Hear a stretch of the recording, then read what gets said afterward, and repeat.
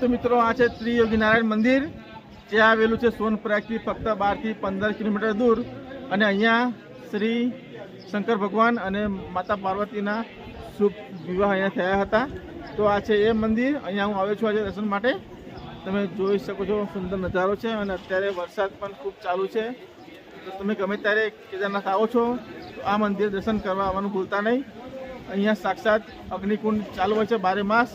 તમે ગમે ત્યારે આવશો તમને આ મંદિરમાં સાક્ષાત પાર્વતી માતાજીના દર્શનની અનુભૂતિ થશે. તો જય માતાજી, જય કેદારનાથ. તો પછી મળીએ નવા બ્લોગમાં. જય કેદારનાથ.